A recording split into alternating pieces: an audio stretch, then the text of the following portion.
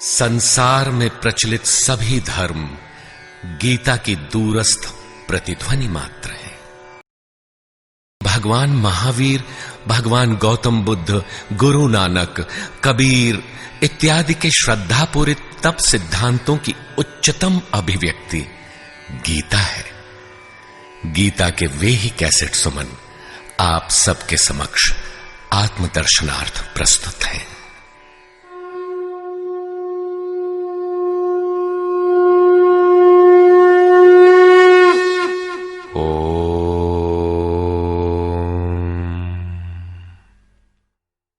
श्री परमात्मने नमः।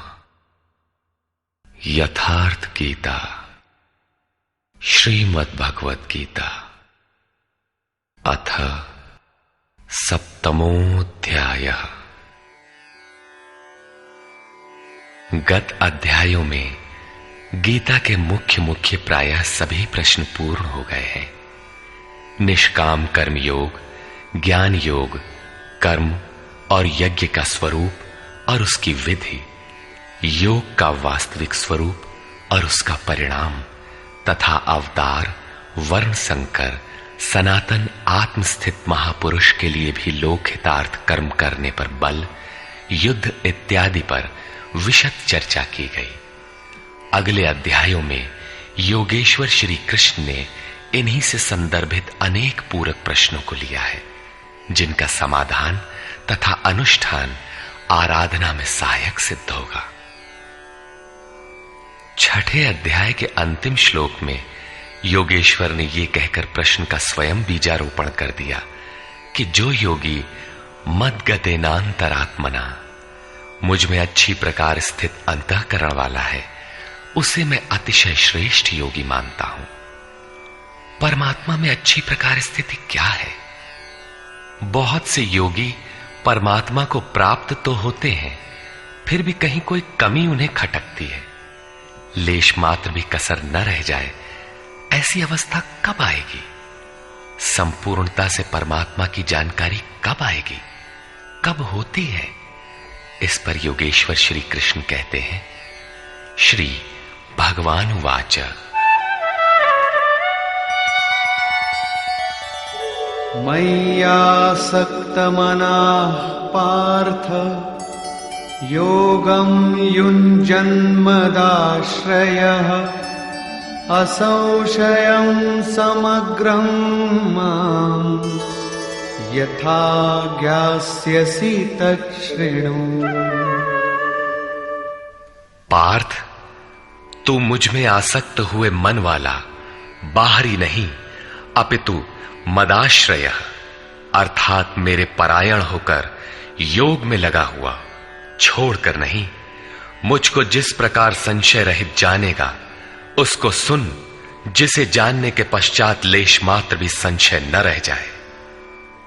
विभूतियों की उस समग्र जानकारी पर पुनः बल देते हैं। ज्ञानम तेहं सविज्ञानम इदं वक्ष्याम्यशेषतः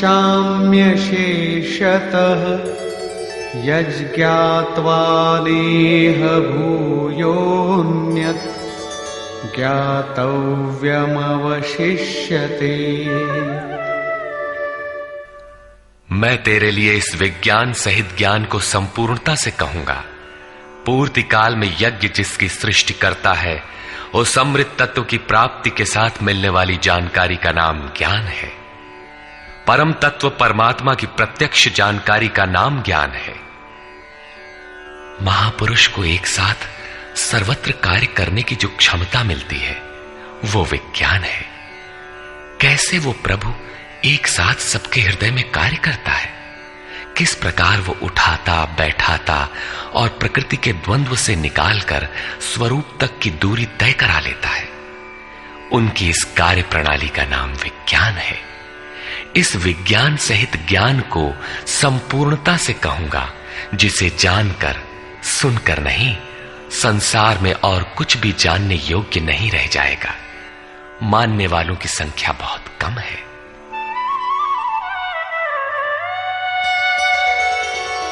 मनुष्याणां सहस्रेषु कश्चिद्यतति सिद्धये यततामपि सिद्धानां कश्चिन्मां वेत्ति तत्वतः। हजारों मनुष्यों में कोई ही मनुष्य मेरी प्राप्ति के लिए यत्न करता है, और उन यत्न करने वाले योगियों में भी कोई विरला ही पुरुष मुझे तत्व अर्थात साक्षात्कार के साथ जानता है। अब समग्र तत्व है कहां? एक स्थान पर पिंड रूप में है अथवा सर्वत्र व्याप्त है? इस पर योगेश्वर श्री कृष्ण कहते हैं, भूमिरापो नलो वायुः खं मनो बुद्धिरेव च अहंकार इतीयं मे भिन्ना प्रकृतिरष्टधा। अर्जुन, भूमि, जल, अग्नि, वायु और आकाश तथा मन, बुद्धि और अहंकार, ऐसे ये 8 प्रकार के भेदों वाली मेरी प्रकृति है। ये अष्टधा मूल प्रकृति है। अपरेयमितस्त्वन्यां प्रकृतिं विद्धि मे परां जीवभूतां महाबाहो ययेदं धार्यते जगत्। यम अर्थात ये 8 प्रकारों वाली तो मेरी अपरा प्रकृति है, अर्थात जड़ प्रकृति है। महाबाहु अर्जुन, इससे दूसरी को जीव रूप परा अर्थात चेतना प्रकृति जान, जिससे संपूर्ण जगत धारण किया हुआ है, वो है जीवात्मा। जीवात्मा भी प्रकृति के संबंध में रहने के कारण वो भी प्रकृति ही है। एतद्योनीनि भूतानि सर्वाणीत्युपधारय अहं कृत्स्नस्य जगतः प्रभवः प्रलयस्तथा। अर्जुन, ऐसा समझ के संपूर्ण भूत एतद्योनीनि इन महाप्रकृतियों से परा और अपरा प्रकृतियों से ही उत्पन्न होने वाले हैं। यही दोनों एकमात्र योनि है। मैं संपूर्ण जगत की उत्पत्ति तथा प्रलय रूप हूं, अर्थात मूल कारण हूं। जगत की उत्पत्ति मुझसे है और प्रलय अर्थात विलय भी मुझ में है। जब तक प्रकृति विद्यमान है तब तक मैं ही उसकी उत्पत्ति हूं, और जब कोई महापुरुष प्रकृति का पार पा लेता है तब मैं ही महाप्रलय भी हूं, जो अनुभव में आता है। सृष्टि की उत्पत्ति और प्रलय के प्रश्न को मानव समाज ने कौतूहल से देखा है। विश्व के अनेक शास्त्रों में इसे किसी न किसी तरह समझने का प्रयास चला आ रहा है। कोई कहता है प्रलय में संसार डूब जाता है, तो किसी के अनुसार सूर्य इतना नीचे आ जाता है कि पृथ्वी जल जाती है। कोई इसी को कयामत कहता है कि इसी दिन सबका फैसला सुनाया जाता है, तो कोई नित्य प्रलय नैमित्तिक प्रलय की गणना में व्यस्त है। किंतु योगेश्वर श्री कृष्ण के अनुसार प्रकृति अनादि है, परिवर्तन होते रहे हैं, किंतु ये नष्ट कभी नहीं हुई। भारतीय धर्म ग्रंथों के अनुसार मनु ने प्रलय देखा था। इसके साथ 11 ऋषियों ने मत्स्य की सींग में नाव बांधकर हिमालय के एक उत्तुंग शिखर की शरण ली थी। लीलाकार श्री कृष्ण के उपदेशों एवं जीवन से संबंधित उनके समकालीन शास्त्र भागवत में मृकंड मुनि के पुत्र मार्कंडेय जी द्वारा प्रलय का आंखों देखा हाल प्रस्तुत है। वे हिमालय के उत्तर में पुष्पभद्रा नदी के किनारे रहते थे। भागवत के 12 स्कंद के 8वें और 9वें अध्याय के अनुसार शौनक आदि ऋषियों ने सूत जी से पूछा कि मार्कंडेय जी ने महाप्रलय में वट के पत्ते पर भगवान बाल मुकुंद के दर्शन किए थे, किंतु वे तो हमारे ही वंश के थे और हमसे कुछ ही समय पूर्व हुए थे। उनके जन्म के बाद न तो कोई प्रलय हुआ और न ही सृष्टि ही डूबी, सब कुछ यथावत है। तब उन्होंने कैसा प्रलय देखा? सूत जी ने बताया कि मार्कंडेय जी की प्रार्थना से प्रसन्न होकर नर नारायण ने उन्हें दर्शन दिया। मार्कंडेय जी ने कहा कि मैं आपकी वो माया देखना चाहता हूं जिससे प्रेरित होकर ये आत्मा अनंत योनियों में भ्रमण करता है। भगवान ने स्वीकार किया और एक दिन जब मुनि अपने आश्रम में भगवान के चिंतन में तन्मय हो रहे थे, तब उन्हें दिखाई पड़ा कि चारों ओर से समुद्र उमड़कर उनके ऊपर आ रहा है। उसमें मगर छलांगे लगा रहे थे। उनकी चपेट में ऋषि मार्कंडेय भी आ रहे थे। वे इधर उधर बचने के लिए भाग रहे थे। आकाश, सूर्य, पृथ्वी, चंद्रमा, स्वर्ग, ज्योतिष मंडल सभी उस समुद्र में डूब गए। इतने में मार्कंडेय जी को एक बरगद का पेड़ और उसके पत्ते पर एक शिशु दिखाई दिया।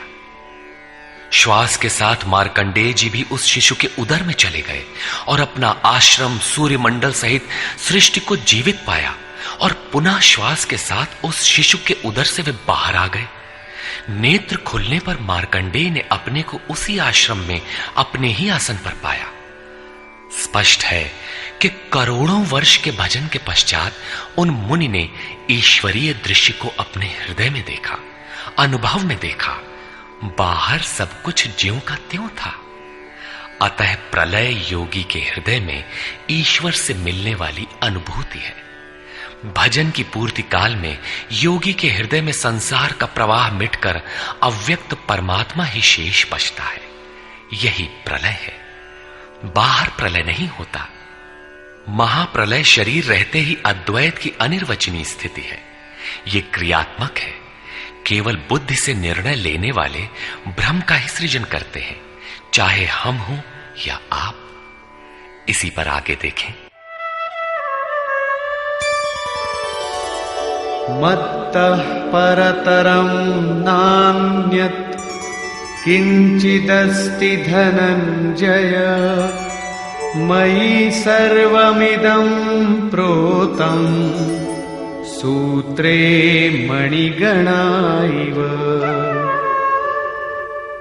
धनंजय, मेरे सिवाय किंचन मात्र भी दूसरी वस्तु नहीं है। ये संपूर्ण जगत सूत्र में मणियों के सदृश मेरे में गुथा हुआ है तो, परंतु जानेंगे कब? जब इस अध्याय के प्रथम श्लोक के अनुसार अनन्यासक्ति अर्थात भक्ति से मेरे परायण होकर योग में उसी रूप से लग जाए। इसके बिना नहीं, योग में लगना आवश्यक है। रसोऽहमप्सु कौन्तेय